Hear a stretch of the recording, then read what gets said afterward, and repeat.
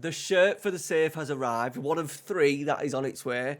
Let's dive into some pre-season, shall we? I'm going to show you exactly how I do it, why I do it, the process between finances, matches, training, staff, everything covered to give you a perfect start to your FM24 save. Let's go.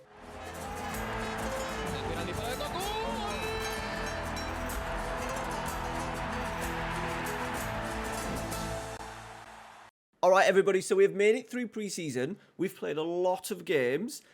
We've got one more game to play against Marbella before we start on Saturday night. I am streaming live right here on YouTube, 9:30 on Saturday night, where we're going to start the league season. So today is all about pre-season. Now, your pre-season, guys, needs to start before you've even started your save. All right, so when you're setting up your save, instead of just doing the bog standard, I'm in the Spanish division, so we're going to give us the Spanish pre-season start date. For this save, because we've started our first league game of the season, as you can see, is the 26th of August, so very late compared to what we'd find in England. However, I changed the start of pre-season, the save to start at the start of the English pre-season. Because I've got the English leagues loaded, the English Premier League, we've actually started really early in July, the first week in July, which has given us plenty of time to get stuff prepped in terms of your tactic and your staff, and then it's also given us the opportunity to really dive in and play lots of pre-season games, as you can see. So the first thing that I actually did was to go into the staff and see what we had to work with. So we're starting nice and early. We go to here in training, and then we have a little look at what we've got. We were a little bit light in certain areas, so I have actually made 3 pickups. We didn't even have a goalkeeping coach, so I've brought in a guy called Chema.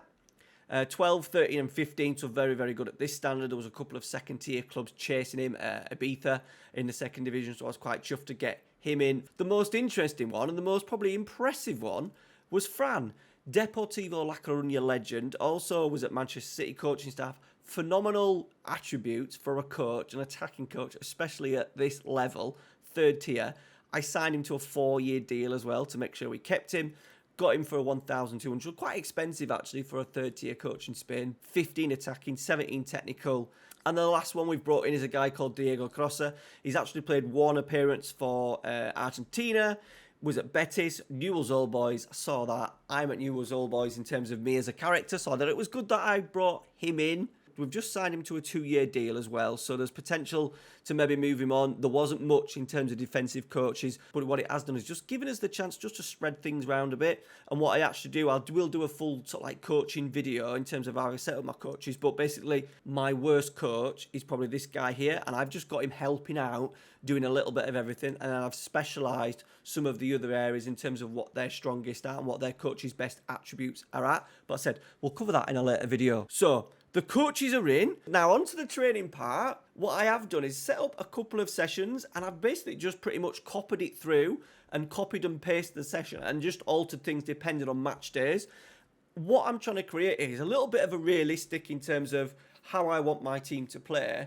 We've obviously got to get a little bit of physical in there, but Jose Mourinho always used to say, a pianist doesn't spend the lesson running around the piano. They're sat at the piano learning how to play, and that's what we're trying to do. We're learning how to play my way. So basically, I've set in a couple of sessions that we've got in every single week, and because we want to be a ball retentive side, we want to be patient in our build-up, we want to play out from the back, I've literally repeated the same 4 or 5 sessions all the way through. So maybe 7 or 8 sessions. So we've got attacking shadow play, defending engaged. We've also got attacking overlap, because that's going to be a huge threat on that left-hand side with our tactic. I'll very quickly just show you. Because of the AP tucking in, sitting narrow player instruction, this Danny Sanchez, absolutely bombing this season. 2 goals, 4 assists, 2 man of the matches in the 7 games so far, so done extremely well. So that's a massive outlet for us creating that overlap on that left-hand side. So having an attacking overlapping kind of makes sense. Get those patterns working would be the idea. We have a physical one in because obviously they have to do some physicals. Now, when it comes to training sessions and training session in particular, I try and stay away from the general tab because they're too general, they're too open. Like the overall session is the most unrealistic session in the world because it basically covers everything. However, the physical just ticks a little bit of everything in terms of boxes. I don't want to do it, but if I don't do it, the players will only moan. They obviously need to get their fitness up as well, in particular players as well that are not playing as many minutes in pre-season. We've got play out from the back as well because we're trying to get the ball down and play. And then all I'm doing is just tweaking things as we go, depending on match days. We're always getting a day of recovery in. Now, that's the training, and that's the coaches. What about pre-season in terms of matches? Now, the first thing that I do is go through the fixtures, and I literally cancel everything. I cancel every single game. Now, the only game I couldn't cancel was this one here. All the others I could cancel. And then what I have actually done is I tend to play a mixture of a couple of teams that are a league above, a couple of teams that are in and around our level, a couple of teams that are league below, and then a couple of teams that are literally semi-pro. So that's what we've done here with a couple of these.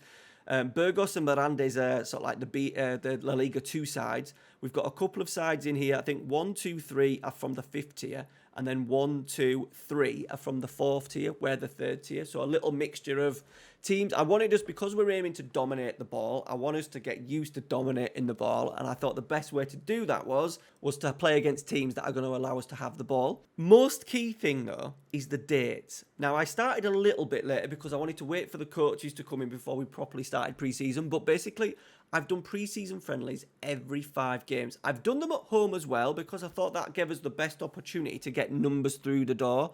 As you can see, we've dominated, we've had over 6,000, like 6,500 to every pre-season game, apart from the away game against Real Gen. That was the game that we couldn't cancel, was already in the books. So as you can see, the home games brings probably more money through the door. So that's why I've done home, because it allows us to have, obviously we've got quite a big fan base for the 3rd tier. So it's allowed us probably to help a little bit in terms of finances. You know, gate receipts are already at $1.5 million for the season, with match day income at 80 grand. So really good in terms of that.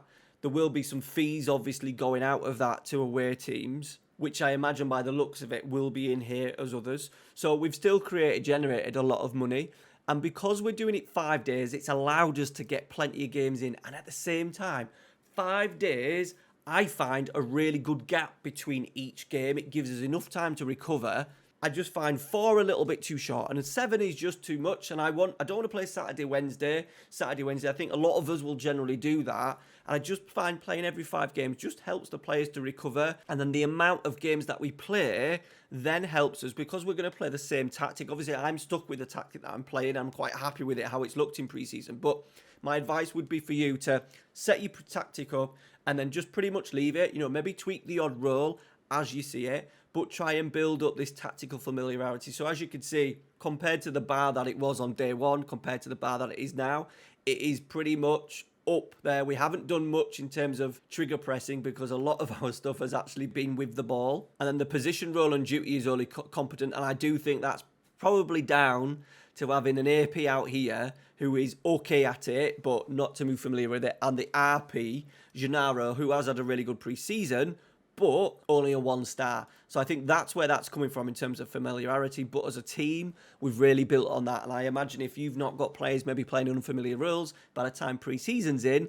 that's absolutely maxed out. And as you can see, intensity is not that great. Mainly because we're dominating the play. We've had 60-70% possession in home games, in our pre-season games, sorry. So we're dominating the ball. So we're not having to do as much running. We're making the away team, the opponents, do the running. So that's your setup, your training, your coaches. One thing with your fixtures, though, just before I move on, is just go into your responsibilities, go to match, and just make sure you've unticked that. Because what I did have, even though I set up my pre-season friendlies, we were playing every 5 games. We've had 1, 2, 3, 4, 5, 6, 7, 8 pre-season friendlies. They decided to shove a couple in, and one was 2 in 3 days. I think they were trying to make us play like Saturday and Thursday or something like that, or Thursday and Saturday. Really bizarre. And then in terms of rotation of players, I am quite rigid with how I do it. So this is currently my best 11. It would be these 3 who are out injured at the moment would all feature. What I'm tending to do is play with this side against the bigger teams and against the harder teams. We're looking at 60-70 minutes. And then I make sure on my bench, whether it's calling up players from the B team or under 19s, I've got someone to come on in every single position just so they get a rest. And then just so some of these guys, as you can see, their fitness is not that great. But there will be something for them before the season kicks in. So basically, what I've done is play the best side for 60-70 minutes against some of the other sides. These ones in here, the lower league sides, I was doing changes sometimes at 45 minutes and giving them a go. Now, in the last game, we struggled to break Sevilla's B team down, and I didn't play any of them. I played the full team for the full 90 minutes just there so they had the opportunity of playing. Now, this Marbella one, we're probably going to look at a 45 and 45 split in terms of minutes. And then when it comes into the season, what I might actually do, depending on how fit the boys are, in and around Thursday, we may do another game. I may add in another game, but this is all dependent on injuries that we've had in the squad and availability of sort of like the backup players. And what I would do is I would arrange a friendly against a really poor side, maybe 2 leagues lower. And then what I would do is play the reserves so they give themselves, so not the reserves, but the backup players, a full 90 minutes. So then they've had their minutes leading up to the season. That's how I generally do it. But that final game is always dependent on the squad itself and how fit and if they need the fitness. You know, if I'd have maybe given the guys 45 minutes in that last game, we maybe wouldn't have had as many players that are really struggling with their match sharpness. So we've gone through the setup, the coaches, the training, the tactics, the matches, the finances, everything to knit it all in. And then what I do recommend is, the last thing is, watch your games on extended highlights. That has helped me just with a couple of positions and follow the position. So my main worry was the relationship between the AP and the Trequitista, because previous FMs, you may have seen these two just stand on each other's toes. But because of the positional play a little bit, I think players are more aware of moving across and not standing on each other's toes. And it's actually worked really well with Donny going inside, Molina then going into this left half space and then creating a little overload. We get a little overload in this area here and just allowing Sanchez to go by. And it's been absolutely wonderful. So my idea would be watch games and extended highlights. I then watch the goal replays in 2D just so you get an overall look of how your team's shaping up and how it looks, you know, in possession. And even though we're scoring plenty of goals in pre-season, I'm always just looking and seeing what the anchor is doing and what the back three are going. Have we got a decent rest of defence? And at the moment we have. We're building up, I'll show you a little clip, a little screenshot now. We're building up in this tremendous 3-1-6 shape with the roaming playmaker moving into the half spaces. The Danny Sanchez, my left wing back, he's going to be our star this season, getting some width. And because we've not got work into the box on, Roberto Fernandez is absolutely just finding tap-ins, crosses, running to the near post. Number 9 striker, sort of like headers. He's pretty good at heading. We've got him as a poacher, and I think he will score an absolute ton for us this season. Said 7 games, 12 goals already, looking really hot. If we create chances, that's going to be the thing with this tactic, making sure we create enough chances. If we create chances, this boy's going to score. And as you can see, he's already wanted by Toulouse, which is a little bit of a worry. We've got a 2-year deal on him, so we don't have to panic just yet. He's through our youth academy as well, so it's one that we want to hold on to because we might not need to sell him because of that Ricardo Horta transfer clause that may come to us at the end of the season. All right, so that's everything pre-season. I'm just going to show you a couple of little goals just to give you a taste of what to expect for you Patreons on Saturday morning with the Marbella game, and then for everybody else, links in the description, by the way, to the Patreon, everybody else, the Atletico de Madrid game, this live stream on Saturday night, 9:30. Okay, so the first game was against Murcia, who are around our level. I think they're like in the other division. As you can see already, we've got this little bit of an overloading. There is the Trequitista Donny that's come out. And Molina, who's playing on the left side. Remember, he's an advanced playmaker on the left, not on the left wing, I suppose, but with the instruction of Sitnara. And then what it is doing, he's come right in, and he's got 2 choices. Now, a lot of the time, he's coming back out and playing in Danny Sanchez on this left-hand side, and then Danny Sanchez is crossing balls for Fernandez, and even Donny. Donny, as a Trequitista, is really high up the pitch. But all he's doing is slipping these lovely passes in, and this is what I mean. Roberto as the approacher, because we've got so many players in the wide areas with Sanchez. We've got Kevin on the right-hand side. I don't really want Roberto to work the channels and stuff. We're building through play anyway. We're not clearing balls into touch. We're trying to build patiently up. So I just want him working on the shoulder, and he's been doing it, as you can see, superbly well. And then this one is just us building up from the back, really patient. Moose is an interesting one. He keeps coming into these little spaces here, and he's only on central defender on defend, but he's quite brave in terms of coming in. Molina, once again, has tucked in. The fullback, because of that, has tucked in really narrow. The right midfielder for them hasn't followed the run of Sanchez, and we're getting these overlaps in time and time again. And he's direct. He crosses. We've put mixed crosses on as well. So sometimes they're coming near post. Sometimes they're coming right across the 6-yard box on the floor. Sometimes they're in the air. Sometimes they're looking for Kevin at the back stick. So we're getting really good variety with Danny Sanchez on that left hand side with that overlap. And then this one was probably my favourite goal of pre-season. So this is against Burgos, who are, I believe, in the second division. So it would have classed as a tough game. We absolutely dominated. 68% possession. 0.55 XG for them, only 5 attempts, 2 on target, 1.68. We are conceding a few goals, which is a little bit of a worry, and there's no set pattern to it, and teams are just, at the moment, just been really clinical against us. I'm happy with our defensive structure, so hopefully once we maybe play teams at more of our level, we may see some clean sheets coming through. Okay, so we've won possession in here. It's going to be, Kevin is going to be the overall goal scorer, but it's just nice how we work it. So we've got our double pivot in there.